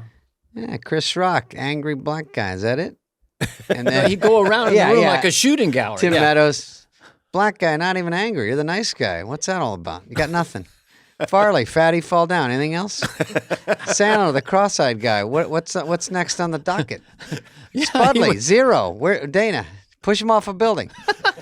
And Farley would beg him, because I was with Dennis once. We say, hey, Carvey, let's stop by with the junior varsity, and they're all lined up, and Farley's like, come on, do it, And then he would do his shooting gallery, but everyone is laughing their ass off. You're right. I get it, yeah. For Christ's sakes, they're not buying that hand contorted guy, But anyway. What about the last show, your last shows? I remember it. That was by probably the loosest I was. I think after about 80 shows, I got way more comfortable because I was having so much success, and Wayne's World was cooking and everything. My last sketch that I remember, I played Prince Charles, now King Charles, who shrinks himself. Scientists shrink him down to the size of a tampon so that he can live in the trousers. Yeah. Oh, and I didn't know later there was a royal in England watching this, crying because it was very cruel but hysterical. He gave a speech to the nation. I should be going to a place that's very dark. I should be shrinking into the size of a tampon so I can live in the trousers of my. Sounds like a Jack Handy or Robert Smigel. I don't know. But that was. But what about? Confident. Okay, so that's your last sketch. But what about like at the party afterwards? Was a toast made to you? Was there special attention given? I just left in the middle of the season. You didn't get a dance or Lauren clinking champagne glasses. There was no official goodbye. Why did you leave in the middle of the season? That was a really stupid decision. It was because I got so hot off the show, like too hot for my own good. Because Wayne's World. All the political stuff, Ross Perot, Church, like everything is cooking. Hans and Franz had a movie deal. So then there was a stupid movie for a lot of money, and I thought, well, I have to leave pretty soon anyway. I'm at a peak here. Where do I go from here? You know? Right. And so that's why, and the movie was starting at such a time, but it probably wasn't the best choice, but anyway, it happened. But I got too hot off the show. And so I got offered things that I had no business doing. You know, if I had a little less heat. Do you remember something that you decided you had to turn down because you were on the show?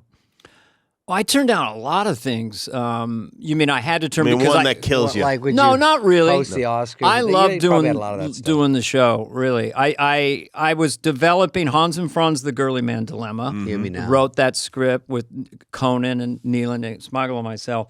And then I had Tucson, which I wrote with Bob Odenkirk, which was a really funny Western for me and John Lovitz. So I had those in development. And then they were just trundling along. So then it was taking time. And then you're offered these movies for generational wealth type amounts. And probably not a good idea, but too much heat. How about you? Did you finish out the season? I left. And when you leave, I think the next move is back then the networks would probably let you try your own show, you know, like it's Spade. Right. And, but that's a big gamble. And there was Just Shoot Me was a Brillstein production that was How much time elapsed between Just Shoot Me and your? I think it was the following year we did the pilot. Yeah. You started in 96? So I was out of there at 96. We did. The pilot was already shot and in New York with Laura to be on the lineup. You know how that works for the upfronts. Right. And they called her that night and said, we're not going to have you come out, fly back home, which is so weird. Because they had 4 people and they said, we want to add something to this. So Mark and Brad Gray showed it to me and they said, do you think you could fit into this? And it's the 5th lead, but you could it's a guy from Larry Sanders, Steve Levitan. And so we all talked and I thought, I think this is safer. I'm with funny people, but there's no way they're funnier than what I just came from. So they were just great actors and they were funny too. So it just mixed well. And then I got to do that. But I did a movie, like Dana was saying, I did a movie Lost and Found during that. And if you do one movie, no matter how much heat you have, it didn't work well. And that lost all the heat in movies for, I had to build up over Just Shoot Me, get up for an Emmy, up for a Golden Globe. Was Julie Bowen in that with you? No. Sophie Marceau. Sophie Marceau. Because they assume, even though you're thinking they'll understand because someone is directing it, writing it, producing it. I'm just doing the best I can. I know the train has left the station and we're dying here. But it's like David Spade's Lost and Found, And it didn't work. I mean, Sandler told me right before it came out, he goes, hey, because he knew more about it. And he goes, you got to beef up your marketing because it's not testing, it's not tracking well. It's not going to open big. And I'm like, you already know this? It's a couple days before. And he goes, because he was on Waterboy at that point. It was fucking huge. So he said, try to get your guys to this. Anyway, it was too late. Didn't do well. I couldn't get another movie for 3 years. And Just Shoot Me had to do well. Like I said, up for a Golden Globe, up for another one, up for an Emmy. And then after all that heat, you get another shot at it. And so did another one. And then that worked better. And then it kept me around. But like Dana was saying, if you do one movie, it doesn't work perfectly, it can evaporate so much of your fucking momentum. It stops you. And it also can go the other way, where you suddenly have more momentum than maybe you can handle. I mean, I did Trapped in Paradise with John and Nicolas Cage. And that one is a long story. It's a whole novel in itself, but it was stillborn. It didn't. And then I'm reading Dana Carvey's Trapped in Paradise. Like Alfred Hitchcock Presents. I'm like, what the fuck? Why am I the face of I this was movie? wandering in the snow for 6 months in Canada. I didn't even know what my lines were. But Nicolas Cage was fun to work with. He is a character. Do you think back on those days as like, now do you think back on them in the same way you think back on going to school? You mean SNL? Yeah, your Fond classmates. memories. Yeah. I would say that, yes, if you go back to your high school on a Sunday afternoon and just walk around the high school and maybe see some of the old pictures, whatever that feeling is, when I go to SNL, if I'm up on the 17th floor, I'll be walking down the hall and I'll see me and Phil from 30 years ago and other pictures. And so it's nostalgic, it's melancholy, it's very odd. But mostly as time goes on, you feel very grateful for it. You know, it was the linchpin for me completely. Sure. Nothing would happen. Yeah. So it's just such a lucky I see the same thing. You go back in there and you get like your heart drops. You're like, fuck, you're walking into 30 Rock going, every time I walked in here, I was sick to my stomach. Like every time you're like, here we go. So even when you're just visiting or whatever, I only went once when I wasn't hosting or something, and it just gave me the same weird feeling. But I look at the photos and it's just like, oh my God, there's so much going on here. And sad, you see Phil who passed away, you see Norm, obviously Chris, and you just go, shit, Jan, and all the people you were with, and you're just like lucky to still be around, lucky that I had this. And you see Lauren, and Lauren is really fun to see because as tough as it was a lot in your head. Like he's thinking about you every day going, I'm going to squash this bug. And I'm like, he doesn't give a fuck. He just wants the funny sketches to be on. You guys fight it out. We're putting on a good show. And then that's just the way it's always been. And now it doesn't really matter. And then it's very fun to see him. And I think just having been on it is so surreal because as a kid dreaming of this secretly. I wasn't in theater arts or anything, but watching variety shows, Flip Wilson and Laughing and all those old-fashioned ones, and then seeing Steve Martin on it. And they were badass pirate rock stars, the first cast. I was in college, and they were like, oh my God, damn. And then 5 or 6 years later, suddenly I'm in their chair. I just felt like, don't we need someone besides me? That the minute I got it, I really felt incredibly nervous that I was going to be the one to ruin the show, that the show, I'd actually turn the lights out. The switch is over there, 8H. There, you just press it down because you're the one who fucking drove it into a ditch. Yeah. And that was the fear, but fear drives you. So I would say it's still, I remember George Bush Sr. saying to me, because we would hang out years later and stuff, we were friends, he goes, I can't even believe I was president. Can hardly understand it. Really? Like it became a surreal thing to him 15 years later. I know I was in there. I pressed some buttons, made some speeches. Very hazy.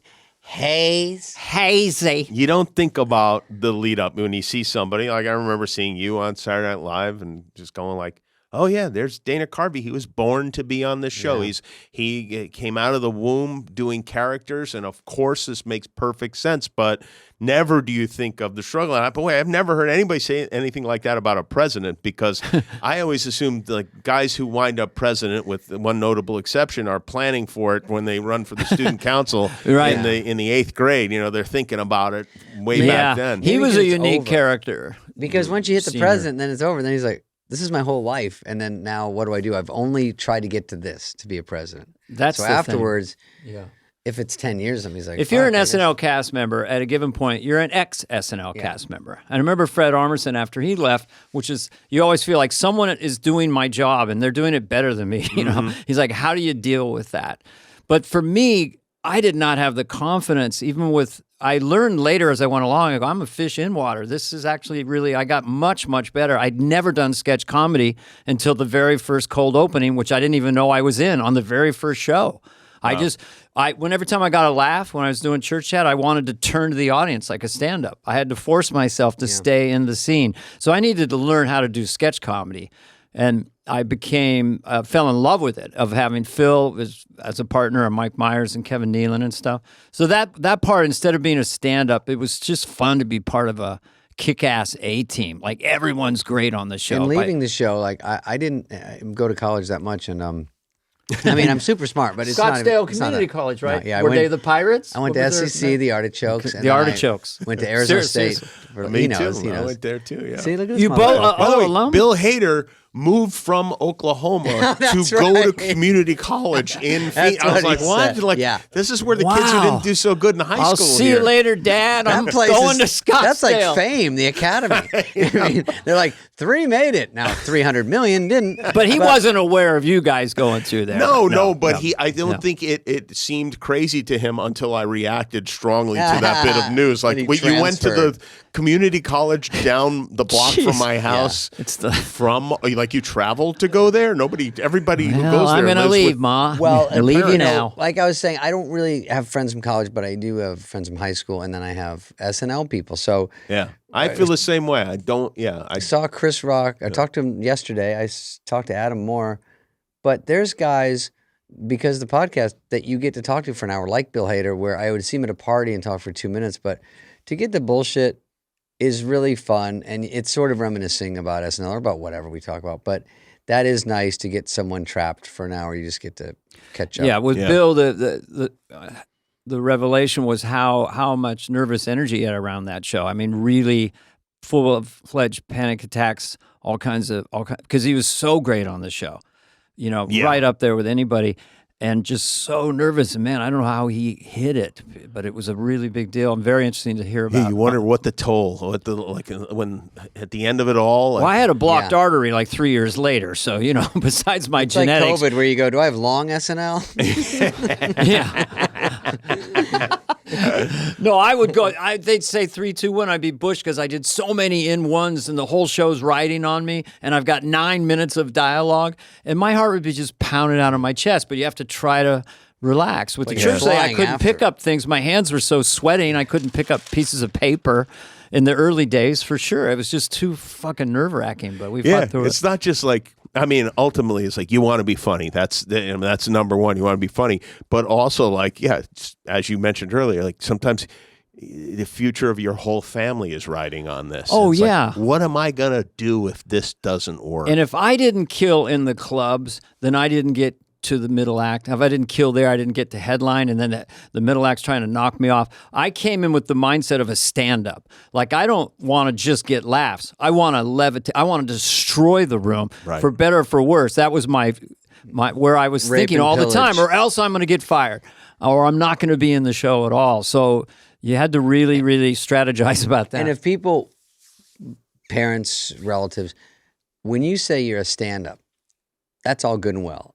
It's not as impressive to go, oh, I just did Gutbusters and we filled up the Late Show Friday. Oh, I'm at Side Splitters in Mississippi. And they go, great. And then you go, oh, I'm got on SNL. Then it just perks people up. They're it's like, oh, something wait, they know. And something works. They can easily explain to their friends. You know, that and going on Johnny Carson. I got on once. He's been on a lot. But that's the surrealness of a big one. When you go on television, Carson or SNL, how it affects everyone you know. And then it's starting to happen, and you're starting to get famous, and someone's asking for your autograph. All of that is like you're like in a dream state, in a sense. It's like, wait a minute, I got on SNL. I'm actually doing well. What? I still haven't wrapped my. I can't believe I was on SNL.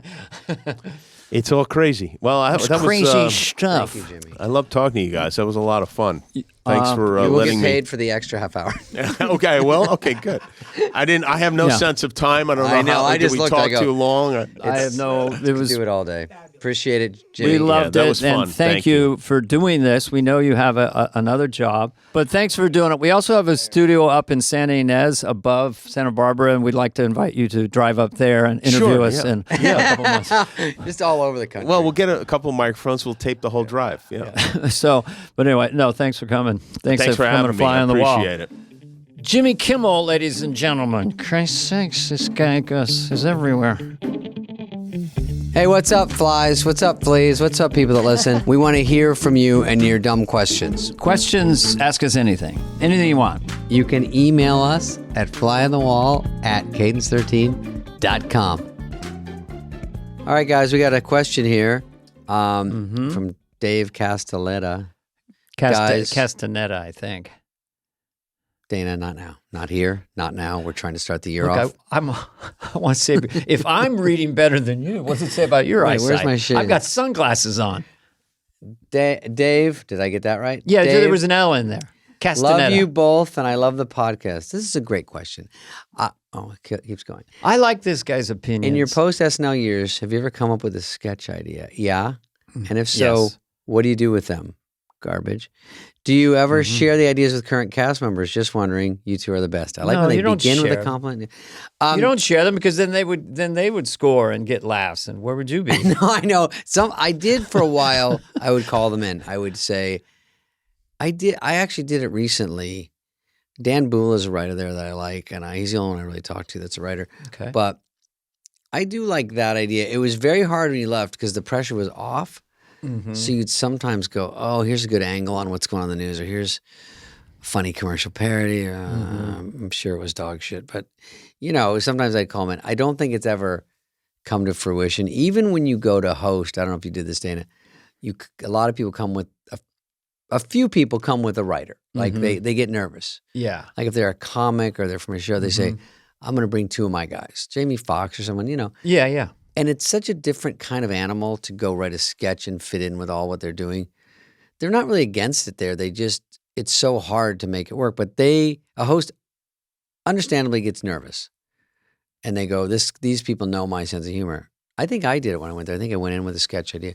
It doesn't always make it to the finish line, but they definitely do it. So the question is, after I did it with Bill Hader, and he did that Italian guy, right? That thing. Okay. And then he had Fred Armisen, but I got it. I thought I would go in and be like the 100-year-old patriarch who would just be like, but then I would mime out violent things for the guests.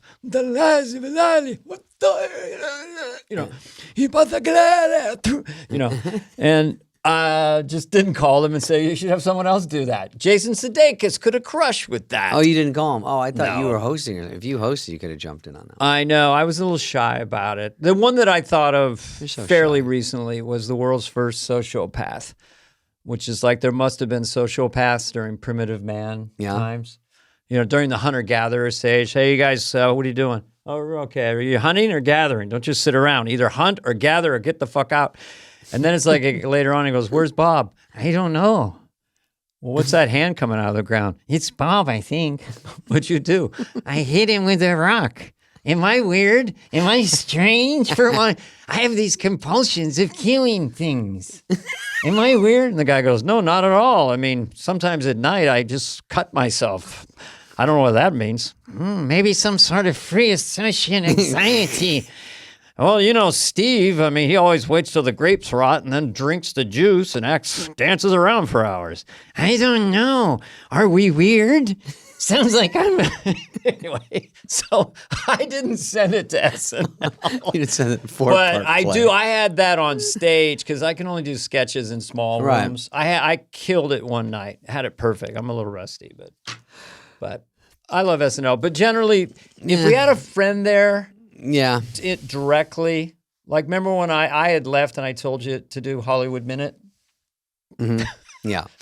I actually did one for Sandler. I thought was really good for Sandler. I can't remember it now, but I said, I think you'd be good at this. But by the time I think I called it was the midweek. And, after that writing starts, it's just too hard to start from scratch. But anyway, he did fine. Okay, thank you for your question. And let's see what sunglasses we have on next week. This has been a podcast presentation of Cadence 13. Please listen, then rate, review, and follow all episodes. Available now for free wherever you get your podcast. No joke, folks. Fly on the Wall has been a presentation of Cadence 13. Executive produced by Dana Carvey and David Spade, Chris Corcoran of Cadence 13, and Charlie Finan of Brillstein Entertainment. The show's lead producer is Greg Holtzman with production and engineering support from Serena Regan and Chris Basil of Cadence 13.